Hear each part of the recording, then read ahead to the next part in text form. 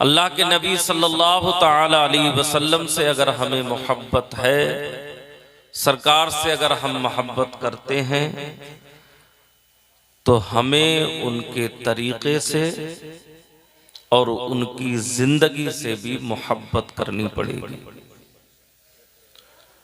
और अगर हमने सरकार से मोहब्बत की, न उनके तरीक़े को अपनाया, न उनकी ज़िंदगी और सीरत को अपनी ज़िंदगियों में ढाला, तो यकीनन हम सरकार से मोहब्बत करने वाले नहीं कहलाएंगे। ये हमारे दावे खोखले और बिल्कुल बेकार हैं। तो कोशिश ये रहे कि जो बातें हम अपने उलमा से सुने उन पर सुनकर अमल करा करें। बहुत सारे नौजवान और बहुत सारे हजरात यहाँ तशरीफ फरमा है, काफी रात से यहाँ बैठे हुए हैं और बैठे बैठे काफी वक्त हो गया। कुछ हजरात इस्तंजे के बहाने, कुछ हजरात मौका पाकर, कुछ शायरों के साथ, कुछ मुकर्रिरों के साथ आहिस्ता आहिस्ता जिसका जैसे मौका लगता गया वो अपने जाता गया। कुछ लोग बैठे हुए हैं अभी तक। अल्लाह ताला आप सबकी हाजिरी को कबूल फरमाए और मुझे हक बोलने और आपको हक सुनने की तौफीक अता फरमाए। जो बातें हम सुने उस पर अमल की तौफीक अता फरमाए। ये महफिल चूँकि शादी के सिलसिले में मुनक़्क़िद की गई है और उसी सिलसिले की एक कड़ी है। गालिबन लड़के की शादी है, इमाम साहब, लड़के की शादी है। नाम भी मुझको सही तरीके से पता नहीं है। बहरहाल अल्लाह ताला दूल्हा की उम्र में, मोहम्मद आमिर रज़ा की उम्र में बेपनाह बरकतें अता फरमाए और उनकी शादी को खूब रहमतों बरकतों वाली बनाए।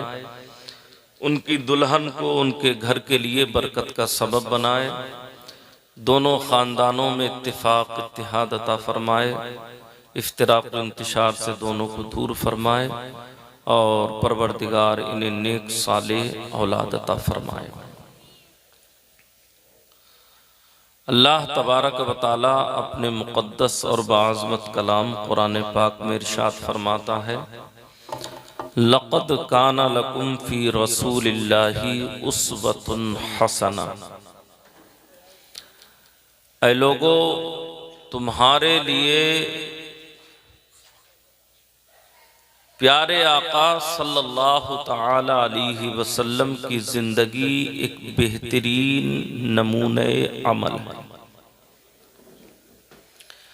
सरकार की जिंदगी हमारे लिए एक बेहतरीन आइडियल है, एक बेहतरीन रहबर है, एक बेहतरीन रहनुमा है, एक बेहतरीन कायद है और ऐसी कायद है, ऐसी रहबर है कि जिसकी रहबरी में हम अपनी जिंदगी को खूबसूरत और आसानी के साथ बसर कर सकते हैं। नबी पाक सल्लल्लाहु अलैहि वसल्लम ने जिंदगी के हर शोबे में, जिंदगी के हर हिस्से में हमें जैसी जरूरत पड़ती गई, मेरे आकाए करीम अलैहिस्सलाम ने हमारी मुकम्मल जिंदगी के लिए एक बेहतरीन दुस्तूर हयात और जिंदगी गुजारने का एक बेहतरीन तरीका हमको अता फरमा दिया। हमें अपनी जिंदगी आकाए करीम अलैहिस्सलाम के तरीके के मुताबिक गुजारनी है। बच्चे की विलादत से लेकर और मैयत को कब्र में रखने तक हमारी पूरी जिंदगी, पूरी हयात आकाए करीम अलैहिस्सलातु व तस्लीम के तरीके के मुताबिक होनी चाहिए। और सरकार ने हमें वो तरीका बताया कि कैसे जिंदगी गुजारनी है, जज़ाकल्लाहु खैरन अहसन जज़ा। किस अंदाज में हमें जीना है, कैसे हमें अल्लाह की इबादत करनी है, कैसे शादी ब्याह करने हैं, किस अंदाज से हमें खाना है, किस अंदाज से हमें पीना है, कैसे हमें अपने बच्चों को बेहतरीन सलीका सिखाना है, किस अंदाज से हमें अपने घर का माहौल सही करना है, अपने बिगड़े हुए मुआशरे को कैसे सुधारना है, ये सारी बातें आकाई करीम अलैहिस्सलाम ने हमको अता फरमाई और बताया। अगर हम सरकार की सीरत के मुताबिक अमल ना करें तो यकीनन हमारे लिए नुकसान है और खसारा है, और हमारी जिंदगियों के लिए इससे ज्यादा बुरा दिन कोई नहीं हो सकता जब हम आकाए करीम अलैहिस्सलाम की सुन्नतों को छोड़कर हम उस रास्ते को इख्तियार करें जो रास्ता के अल्लाह और उसके रसूल का नहीं है।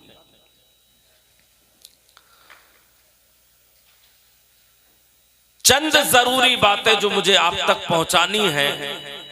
तकरीर आपने सुन ली मुझसे पहले, और अब ये कोई वक्त भी नहीं है तकरीर का, और सही माना में तकरीर कहते ही उसे है जिससे कुछ समझ मिले, कुछ सीख मिले। तो सबसे पहली बात तो मैं आप तक ये पहुंचा दूं कि ये जो मंडे का खाना होता है, दावते वलीमा छोड़कर जो लोग मंडा करते हैं, ये बिदात है और नाजायज है। इस बात को अच्छी तरीके से आप हज़रात ज़हन नशी कर लें। शादी किस चीज का नाम है? शादी में, निकाह में और शादी में क्या चीजें होती हैं? निकाह के अंदर दो फर्ज हैं, एक वाजिब है और 3 सुन्नतें हैं। इन चीजों का नाम शादी। निकाह के अंदर 2 फर्ज हैं। नंबर 1, 2 गवाहों का मौजूद होना। अगर किसी शख्स के निगाह में गवाह नहीं है तो ये निकाह मुनाकिद नहीं होगा और ये निकाह नहीं माना जाएगा। कम से कम 2 गवाह शर्त है। इनके अलावा अगर एक गवाह है तो भी निकाह नहीं होगा। 2 गवाह होना चाहिए निकाह के लिए,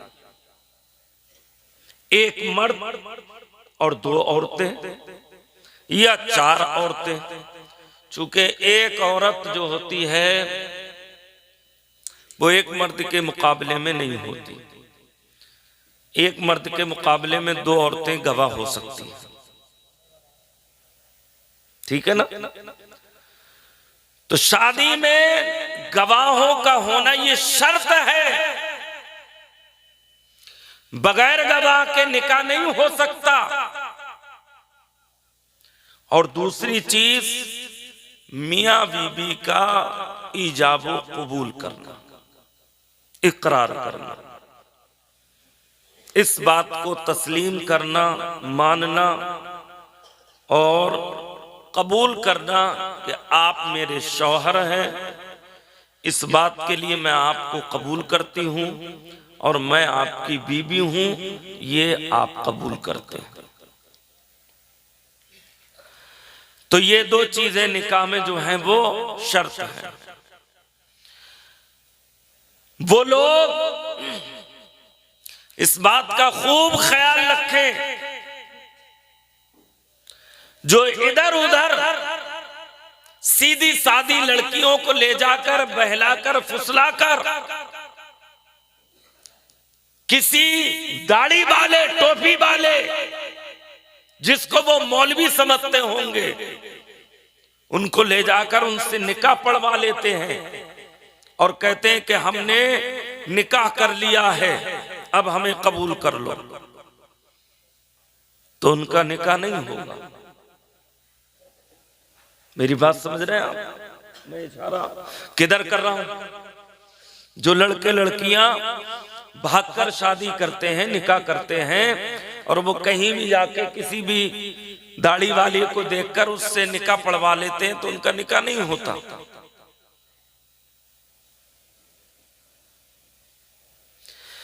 गैरे कुफू में अगर लड़की भाग कर जा रही है और मां बाप की मर्जी नहीं है तो निकाह नहीं हो सकता। इसलिए निकाह के लिए दो गवाहों का होना शर्त, ईजाब व कबूल का होना ये शर्त है।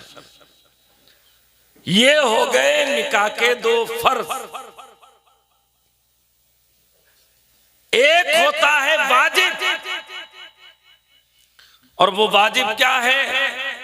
तो कहते हैं निकाह में महर अदा करना वाजिब। मतलब मैं ये बताना चाह रहा हूं आपको, शादी कितनी आसान चीज है जिसको हमने इतना मुश्किल बना दिया है जिसका कोई ठिकाना नहीं। दो फर्ज हो गए, एक वाजिब हो गया। अल्लाह कुरान करीम में इरशाद फरमाता है, वातुन निसा सदुकातिहिन्ना निहला। ऐ लोगो, तुम अपनी बीवियों के महरों को अदा करो। लेकिन हाल ये है हमारा कि हम महर सिर्फ इसलिए बंधवाते हैं ज्यादा से ज्यादा ताकि हमें ये अदा ना करना पड़े। और बाज लोग ये कह दिया करते हैं, करे कितने ही बंधवा दो, देने थोड़ी है। ये कुरान के खिलाफ है, हदीस के खिलाफ है, ये औरत का हक है। जो लोग अगर औरत का हक अदा नहीं करेंगे, उनका महर अदा नहीं करेंगे, कल क़यामत के दिन अल्लाह की बारगाह में उनसे बाज पुर्स की जाएगी और इस ताल्लुक से सवाल किया जाएगा कि तुमने इसका हक महर अदा क्यों नहीं किया। अच्छा, बाज लोग क्या करते हैं? बाज लोगों के हालात ये हैं कि वो जाने के बाद सबसे पहले अपनी बीवी से महरी माफ करवाते कि मेरे महर माफ कर दे। हमारे एक दोस्त थे, वो भी, उनकी शादी हुई, मैं भी शरीक था उसमें। वो भी गए अपनी बीवी के पास और महर के बजाय वो इतने घबराए हुए थे, चूंकि पहला दिन होता है, घबराहट तो होती है, तो बजाय महर माफ कराने के वो कह रहे थे मेरे गुनाह माफ कर दे। नहीं, ये बिल्कुल सच्ची बात है। मैं मौलवियों की तरह चुटकुले सुना के आपको हंसाना मेरा मकसद नहीं है, बिल्कुल सच्ची बात है। और न मैं अपनी पेट से कोई बात गढ़ रहा हूं, जो मेरे सामने आई मैं बता रहा हूं। तो वो बहुत घबराए कि ये क्या कहा मैंने। फिर उन्होंने मुझसे बात की, कोई बात नहीं, गुनाह माफ करा रहे थे, कोई बात नहीं, इंसान से गलतियां होती रहती हैं। बहरहाल, तो बताने का मकसद ये है कि वहां जाने के बाद महर 3 तरीके का होता है। ये बात जहन में बिठा लेना, कभी धोखा नहीं खाओगे। एक महरे मुअज्जल कहलाता है और एक महरे मुअज्जल कहलाता है और एक महरे मुतलक होता है। महरे मुअज्जल का मतलब होता है नकद। आपने नकद महर बांधे और वो आपने हाथ की हाथ अदा कर दिए। वो चाहे आपने काजी के हाथ में दिए या दुल्हन के हाथ में दिए या दुल्हन के वालिद के हाथ में दिए आपने, वो महरे मुअज्जल कहलाते हैं, नकद महर। एक महर होता है मुअज्जल जिसे उधार कहते हैं हम।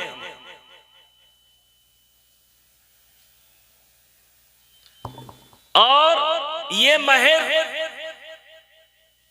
जो मुअज्जल है, उधार वाला जो महर है, अब इस उधार की एक मुद्दत है। 1 साल के लिए उधार है, 2 साल के लिए उधार है या 5 साल के लिए उधार है, ये आप जानेंगे। ये उधार होता है। औरत आपसे मुतालबा कर सकती है कि आप मेरा महर अदा कर। मुअज्जल में आपने नकद अदा कर दिया, और जो हमजा के साथ मुअज्जल है, ये उधार वाला महर होता है। इसमें जितने दिन आप बंधवा दें, साल 2 साल 3 साल, या बाज लोग यूं ही कहते हैं कि भाई गैर मुअज्जल बंधवा दो, यानी मुअज्जल बंधवा दो, उधार वाले बंधवा दो, तो वो उधार हो जाता है। और एक होता है महर मुतलक जो इंदत तलब, जिंदगी में जब चाहो अदा करो। बाहर सूरत महर हमको अदा करना है, ये औरत का हक है।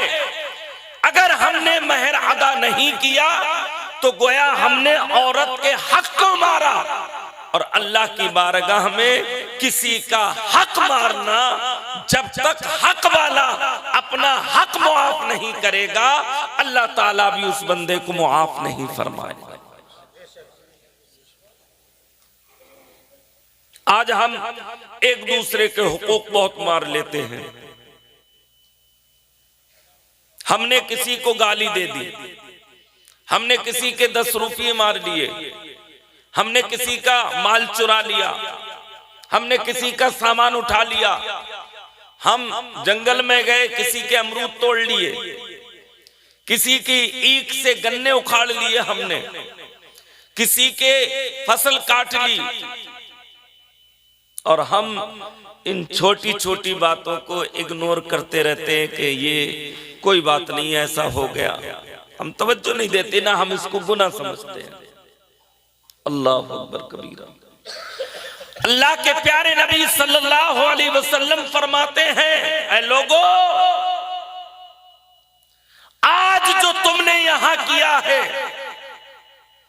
कल मैदाने हश्र में तुमको ये सारी चीजें दिखाई देंगी। अल्लाह कुरान में कह रहा है, यौम यतज़क्करुल इंसानु मा सआ। जिंदगी में जो भी किया होगा तुमने, जैसे स्क्रीन पर, टीवी स्क्रीन पर सारी चीजें आती हैं, ऐसे ही एक एक चीज तुमको याद आएगी कि मैंने किसके साथ क्या किया था। और एक बात बता दूं मैं आपको, हम और आप हिडन कैमरों से कितना डरते हैं। अगर कहीं हमें चोरी करनी है, कहीं किसी का कोई नुकसान करना है, तो पहले हम ये देख लेते हैं कि कैमरे में तो हम कैप्चर नहीं हो रहे, कैमरा तो नहीं लगा हुआ। देखते नहीं देखते, जबकि उस कैमरे का कोई भरोसा नहीं, उसकी कोई गारंटी नहीं कि उसमें आप कैप्चर हो ही जाएंगे, आपका फोटो आ ही जाएगा। हो सकता है मशीन है, खराब हो जाए, मुमकिन है ये नहीं है। लेकिन अल्लाह कुरान में कह रहा है, इन्नल्लाह बसीरुम बिल इबाद। अल्लाह अपने बंदों को देख रहा है कि वो क्या अमल करते हैं। अल्लाह की निगाह से कोई बंदा छुपा हुआ नहीं है, ना अल्लाह की निगाह से कोई इंसान बच सकता है। जब हमारे दिलों में कैमरे का इतना खौफ है, अल्लाह का खौफ क्यों नहीं है? जबकि अल्लाह देख रहा है, अल्लाह से कोई चीज पोशीदा नहीं है। तो अगर हमने किसी का हक मारा है तो कल कयामत में जब मैदान हश्र कायम होगा और आमाल हमारे सामने होंगे तो हमें दूसरे का हक देना पड़ेगा। और वो कैसे देना पड़ेगा वो सुन लें आप। एक हदीस मैंने पढ़ी, अल्लाह के नबी सल्लल्लाहु अलैहि वसल्लम ने फरमाया, एक शख्स को फरिश्ते जहन्नम में ले जा रहे होंगे। मैंने आपसे जो वादा किया था उसके मुताबिक काफी टाइम हो चुका है और थोड़ी देर और मुझसे कुछ बातें सुन ले, बस उसके बाद बात खत्म करता हूं। अल्लाह के नबी सल्लल्लाहु अलैहि वसल्लम ने फरमाया, एक शख्स को फरिश्ते घसीट कर ले जा रहे होंगे। अल्लाह उसको रोकेगा, इसे दोबारा लेके आओ। अल्लाह फरमाएगा, बता तेरा किसी के ऊपर कोई हक तो नहीं है, इसलिए कि आज अदल होगा, इंसाफ होगा। जिन जानवरों ने जिनके सींग थे दुनिया में बगैर सींग वाले को मारा होगा तो अल्लाह मैदान हश्र में उसको सींग देगा और इसके सींग छीन लेगा और फिर कहेगा कि तू आज अपना बदला पूरा कर। क्योंकि वहां अदल होगा, इंसाफ होगा, उस दिन कोई नाइंसाफी नहीं होगी, हर एक का हक दिया जाएगा। अल्लाह फरमाएगा, तेरा किसी पर कोई हक है? वो कहेगा, हां परवरदिगार, मैं पेशे से कसाई हुई, फला शख्स मेरी दुकान पर आया, उसने मेरे गोश्त के टुकड़े को छुआ, उस पर उंगलियां बन गई और उन उंगलियों की बनने की वजह से वो मेरा गोश्त का टुकड़ा नहीं बिका और वो मेरा माल बर्बाद हो गया। मेरे रब, मेरा हक उसके ऊपर ये है। दिलवा अल्लाह उस इंसान को बुलाएगा, कहेगा कि ये जो बात कह रहा है ये सच है? वो कहेगा, हाँ मौला सच है। कहा इसका बदला दे। कहा मैं क्या बदला दूंगा इसका? अल्लाह मेरे पास तो कुछ नहीं है। तो अल्लाह फरमाएगा, जब तक ये बंदा तुझे मुआफ नहीं करेगा मैं तुझे मुआफ नहीं करूंगा। या तो तू इसका बदला दे या फिर ये बंदा मुआफ कर दे। अल्लाह कहेगा उससे, क्या तू मुआफ करता है? वो कस्साब कहता है, नहीं मैंने मुआफ नहीं किया। तो अल्लाह उस इंसान की सारी नेकियां ले लेगा और इस कस्साब को दे देगा। फिर अल्लाह फरमाएगा, क्या तूने इसे मुआफ कर दिया? वो कहेगा, नहीं मौला मैंने मुआफ नहीं किया। फिर अल्लाह इस कस्साब के सारे गुनाह उसको दे देगा। अब उसके पास सारे गुनाह हो गए और इसके पास सारी नेकियां। अल्लाह फिर कहेगा, क्या तूने मुआफ कर दिया इसको? वो कहेगा, मौला मैंने फिर भी इसे मुआफ नहीं किया। तो हदीस शरीफ में आता है, चूंकि अल्लाह के नबी की हदीस है, जो कलमा पढ़ेगा वो जन्नत में जाएगा, चाहे कितना ही गुनहगार क्यों ना हो। सच्चे दिल से कलमा अगर पढ़ लिया है तो वो जन्नती है, चाहे उसने जिंदगी में कितने ही गुनाह क्यों ना किए हो। बस शर्त यह है कि सच्चे दिल के साथ कलमा पढ़ा हो। हाँ, जो गुनाह उसने जिंदगी में किए हैं उनकी सजा पाएगा, फिर जन्नत में जाएगा। तो अल्लाह ताला अपने फरिश्तों को हुक्म देगा कि मेरे फरिश्तों जाओ जन्नत से एक महल तामीर करके लाओ। वो महल तामीर करके लाएंगे, मैदान हश्र में उसे रख दिया जाएगा। अल्लाह ताला फरमाएगा, कोई है जो इसको खरीदे? सब कहेंगे, मौला हर एक की तमन्ना और ख्वाहिश है खरीदने की, मगर हमारे पास माल कहाँ है? तो अल्लाह फरमाएगा, इसकी कीमत है। इसकी कीमत यह है कि अगर कोई मोमिन अपने दूसरे मोमिन भाई के हक को मुआफ कर देगा तो अल्लाह इसे ये महल अता फरमा देगा। जैसे ही उस कसाई ने इतना सुना, वो कहता है परवरदिगार मैंने इसे मुआफ कर दिया है, ये महल मुझको अता फरमा दे। तो जब तक वो बंदा मुआफ नहीं करेगा, अल्लाह भी मुआफ नहीं फरमाएगा। तो हक मारना, ये चूंकि हम गांव के रहने वाले हैं, हमसे गांव में गलतियां होती हैं, जाने अनजाने में, खेत खलियानों में, इधर उधर जंगलों में हमसे गलतियां होती हैं। किसी के पेड़ से हम लकड़ी तोड़कर ले आए, किसी का दरख्त काट लिया, किसी के पत्ते काट लिए हमने, और हम इन बातों को कतई गुनाह नहीं समझते, जबकि ये सब के सब गुनाह। आपने अगर एक जर्रे बराबर भी किसी का हक मारा होगा तो मैदान हश्र में तुम्हें उसका बदला देना पड़ेगा, और वो बदला किस सूरत में देना पड़ेगा वो आप सुन लें। आला हजरत ने फताह रज़विया के अंदर उसको लिखा है, अगर कोई शख्स किसी का 1 रुपया मार लेगा तो उसके बदले में उसको अपनी 700 मकबूल नमाजें देनी पड़ेंगी। कितनी नमाजें देनी पड़ेंगी? 700 मकबूल नमाजें। हमें अपनी नमाजों का पता ही नहीं है कि कौन सी नमाज हमारी कबूल हो रही है। अगर हमने किसी के 100 रुपये मार लिए तो कुछ बचा हमारे पास? सब खत्म हो गया। 100 रुपये में अगर 1 रुपये के बदले में 700 नमाजें, तो 100 रुपये के बदले में कितनी हो जाएंगी? पूरी जिंदगी की इबादत चली गई। लेकिन हम यहां दुनिया में दौलत के हवस में, दौलत के लालच में, दौलत की हिर्स में हमने ये नहीं देखा कि हमारे पास ही माल कहां से आ रहा है। अल्लाह कुरान में कह रहा है हमसे, अलहाकुमुत तकासुर हत्ता ज़ुरतुमुल मकाबिर। ऐ लोगो, तुम्हें माल की हवस ने कब्रिस्तान तक पहुंचा दिया, मगर तुम्हारी माल की हवस खत्म नहीं।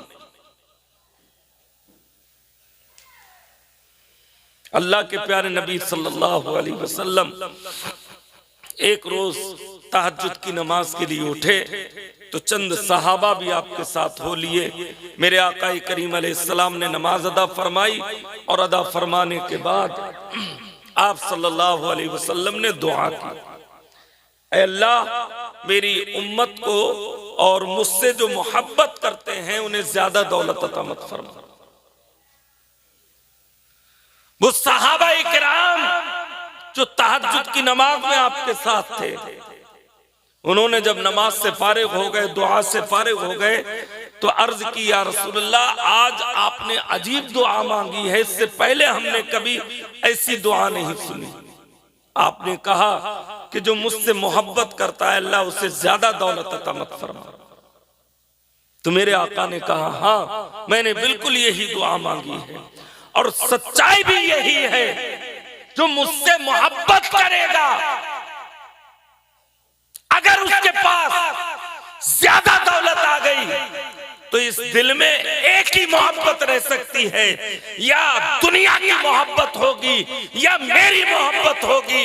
और मैं चाहता हूं जो मुझसे मोहब्बत करता है उसके दिल में दुनिया की मोहब्बत नहीं, सिर्फ मेरी मोहब्बत होनी चाहिए, ताकि जब वो दुनिया से जाए तो मेरा कलमा पड़ता जाए, और जब कब्र में मेरा चेहरा दिखाया जाए तो मेरी मोहब्बत में मेरे चेहरे को देख देख कहे ये मेरे नबी हैं, मैं इन्हीं का दुनिया में कलमा पढ़ा करता।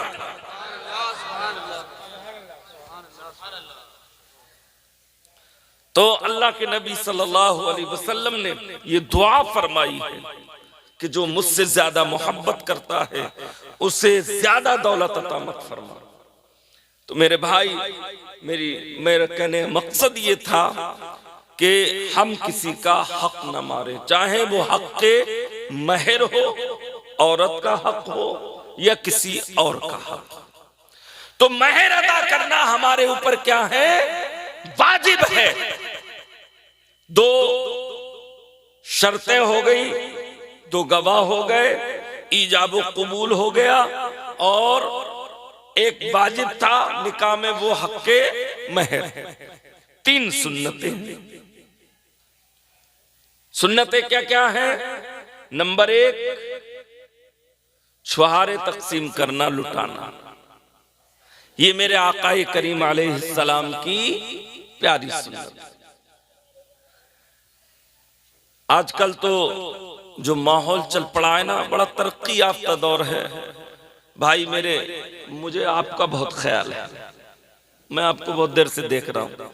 और ख्याल की बात है, ईमानदारी की वाली बात है। मेरी देख रहे हैं ये रात का इतना हिस्सा गुजरने की वजह है कि मेरी आवाज भी मुतासिर है।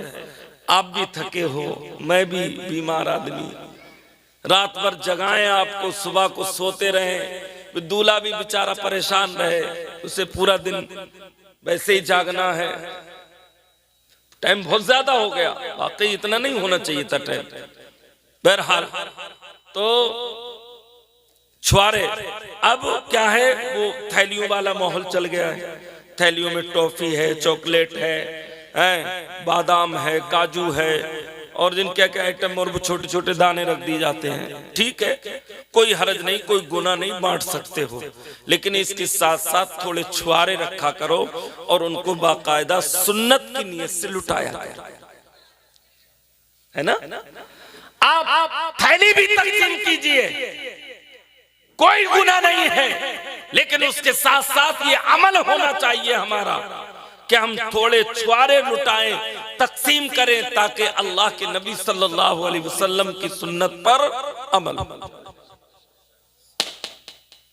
एक सुन्नत। दूसरी सुन्नत खुतबा, खुतबा निकाह।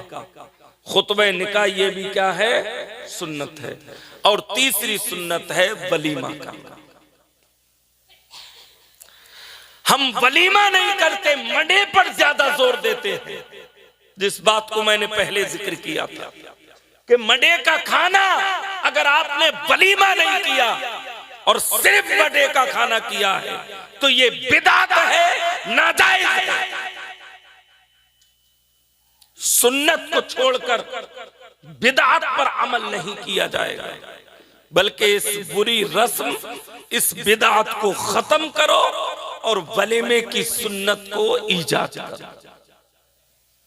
अल्लाह के नबी सल्लल्लाहु अलैहि वसल्लम की हदीस, मेरे आकाए करीम अलैहिस्सलाम इरशाद फरमाते हैं, जिस शख्स ने मेरी सुन्नत पर अमल किया और उस सुन्नत को जिंदा किया जबकि लोग उस सुन्नत से रूगर्दानी कर रहे हों, तो ऐसे शख्स को अल्लाह ताला 100 शहीदों का सवाब अता फरमाए। तो हमें मडे जैसी बिदअत को खत्म करना है। मडे में क्या होता है पता नहीं, वो बहनोई के साथ कोई बदतमीजी भी की जाती है, उसमें कोई टहनी वगैरह गाड़ी जाती है, टमाटर सड़े हुए मारे जाते हैं। मुसलमानों का ये तरीका नहीं है, न ये इस्लामी तरीका है, न ये इस्लामी शिआर है। इससे अपने आप को अलग करो। ये बिदअतें हैं, ये खुराफाते हैं, ये वो रस्में हैं जिनका शरीयत से कोई ताल्लुक नहीं। तो इन चीजों का नाम निकाह है और इन्हीं चीजों का नाम शादी है। हमने न जाने कितनी रस्में इजाद कर रखी हैं और न जाने कितनी बिदअतें, खुराफातें हमने इजाद की हैं, और जिनमें बहुत सारा गुनाह है, कुछ तो हराम है, लेकिन इंसान नहीं मानता। मर्द के लिए मेहंदी लगाना हराम, दूल्हा लगाता है। मर्द के लिए वो कंगना बांधना जिसमें एक छोटा सा चाकू होता है, वो बाज लोग चांदी का बांधते हैं, बाज लोग वो घर की माएं बहनें बांध दिया करती हैं, ये भी नाजायज है। सलामी, गैर महरम औरतों के सामने जाना दूल्हा का, और फिर उनके सामने रोबोट की तरह उससे कोई मतलब नहीं, कौन है क्या है, उसे तो रुमाल पकड़ा दिया कि तुझे हाथ ऐसे चलाते रहना बस। शरीयत ने नाजायज कहा है इसको। गैर महरम हम औरत के सामने किसी मर्द का जाना जायज नहीं और न किसी औरत का गैर महरम मर्द के सामने जाना जायज, मगर हम जाते। ये वो गुनाह हैं जिनको हम गुनाह समझते ही नहीं। ऐ काश इनको हम गुनाह समझते, इन बुराइयों से अपने आप को बचाते।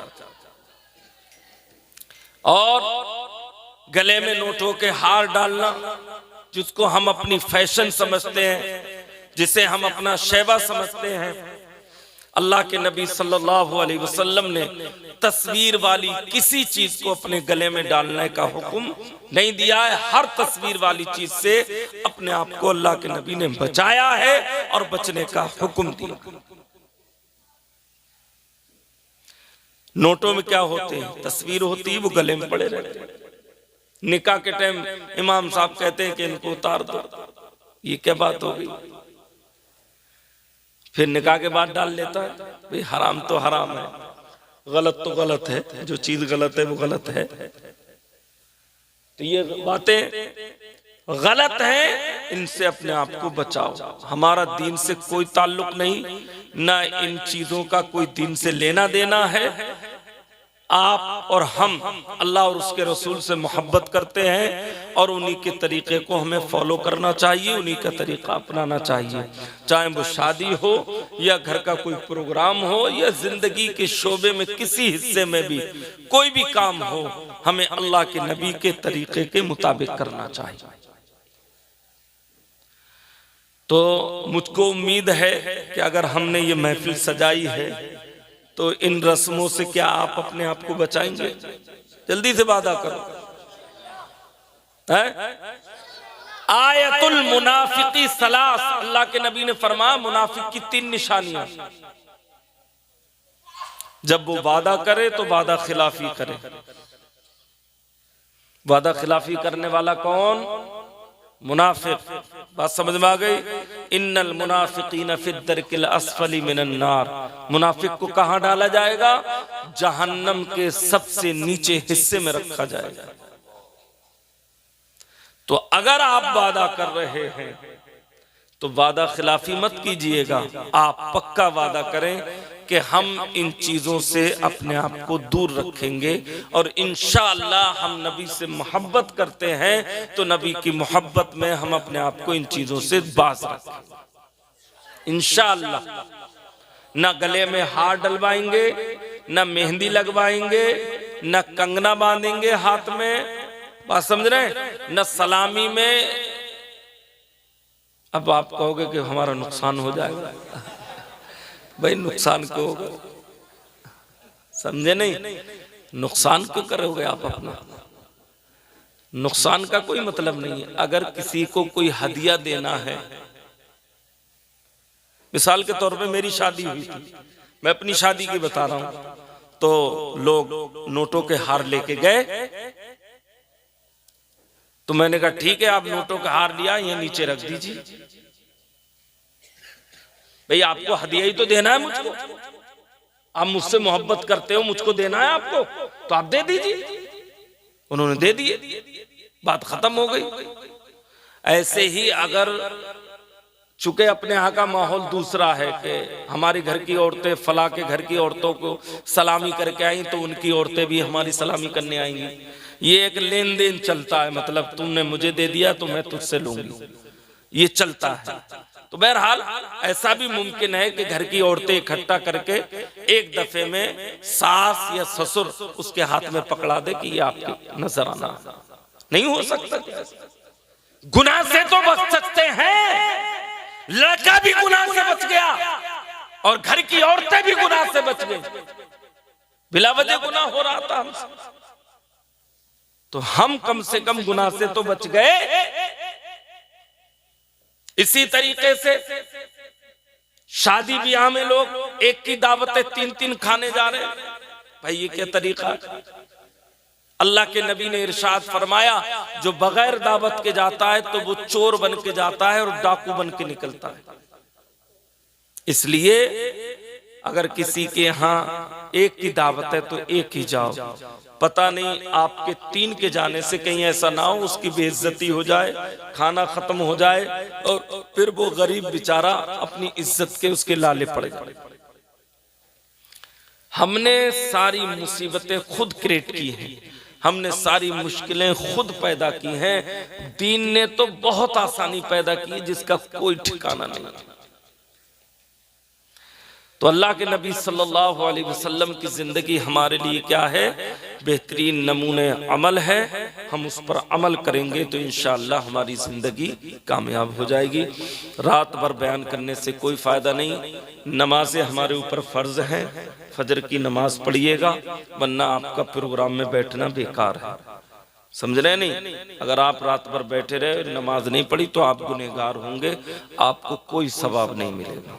इसलिए फजर की नमाज पढ़ें, अपने घर के अंदर कुरान की तिलावत करें, अपनी नमाजें दुरुस्त करें।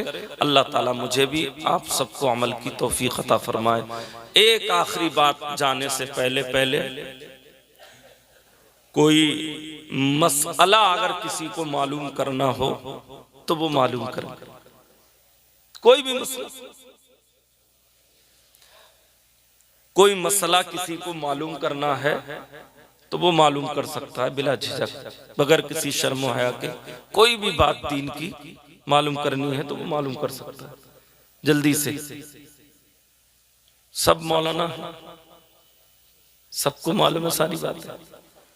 सही है, बड़ी अच्छी बात है। तो कह रहे हैं मालूम है सबको, कोई नहीं पूछेगा है? हाँ, जरूरत नहीं है। सही बात है। हम दीन सीखना कहाँ? हाँ, सोने की अंगूठी क्या, सोने का कोई भी जेवर मर्द के लिए हराम है। समझ रहे हैं? सोने के बटन पहन सकता है मर्द, अपने कुर्ते में लगवा सकता है सोने के बटन। जूता चुराई तो वो तुम खुद जान रहे हो, लफ्ज़ चोरी कह रहे हो, फिर कह रहे हो जूता चुराई, तो खुद तुम कह रहे हो, उसमें क्या है? समझ रहे हैं? हालांकि वो चोरी नहीं होती है, वो दूल्हा को भी पता होता है, घर वालों को भी पता होता है। बस ये रस्म है, ऐसी रस्म नहीं होनी चाहिए। सुभान अल्लाह, माशाअल्लाह। बस समझ में आ रही है आपके? पटाखे छोड़ सकते हैं। हाँ, अल्लाह के नबी ने इरशाद फरमाया, इअलनु बिद्दफ, निकाह का जो ऐलान है वो दफ बजा कर करो। अब चूंकि दफ तो है नहीं हमारे पास, दफ कहते हैं वो एक तरफ मडे हुए जो होता है ना, जिसको बजाते हैं, कभी नात खानों के आपने हाथ में देखी होंगी, वो दफ कहलाती है। तो अब चूंकि वो तो है नहीं, देखो जिना में और निकाह में यही फर्क है। निकाह ऐलानिया होता है, सबको पता होता है, और जिना छुपके होता है। तो अगर कोई पटाखे छोड़ रहा है, और पटाखे ऐसे नहीं छोड़ना चाहिए जिससे कि नुकसान हो जाए, ठीक है ना, किसी का नुकसान भी ना हो, ऐसे पटाखे आप छोड़ें तो कोई हर्ज नहीं है, इसमें जायज है। डीजे हराम है। ऐसी ऐसी बातें पूछ रहे हो यार तुम, ठीक है ना? सलाम।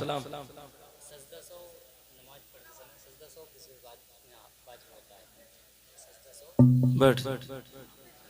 देखो, एक तो ये बात ज़हन में रखो, ये जो हम पेशाब वगैरह कर लेते हैं बगैर इस्तंजे के, बगैर ढेले के, और फिर लोग ये समझते हैं कि नापाक हो गए। नापाक नहीं होता है। ये आम तौर पर लोगों को यही मालूम है कि अगर किसी ने बगैर ढेले या बगैर पानी के इस्तंजा कर लिया तो वो नापाक हो गया, वो नमाज नहीं पढ़ सकता। यही तो मालूम है ना? ऐसा नहीं है। अगर किसी को ढेला नहीं मिला, या किसी ने बगैर जानबूझकर ही बगैर ढेले के इस्तंजा नहीं, ऐसे ही पेशाब कर लिया, पानी से भी इस्तंजा नहीं किया, ढेले से भी नहीं किया, तो वो उस पर गुस्ल फर्ज नहीं। वो अपने घर आए, इस्तंजा करे, और जो नेकर पहना था अंडरवियर, वो नेकर उतार के दूसरा पहन ले और अपने नमाज पढ़े। गुस्ल की जरूरत, बात समझ में आ गई। इन्होंने जो अभी आए थे, इन्होंने ये पूछा था सजदा साहिब कब वाजिब होता है। तो सजदा साहिब वाजिब के तर्क करने से सजदा साहिब वाजिब होता है। जो जो चीजें नमाज में वाजिब हैं, उनके छूटने से सजदा साहिब वाजिब हो जाता है। जो नमाज में फर्ज हैं, उनके छूटने से नमाज खत्म हो जाती है।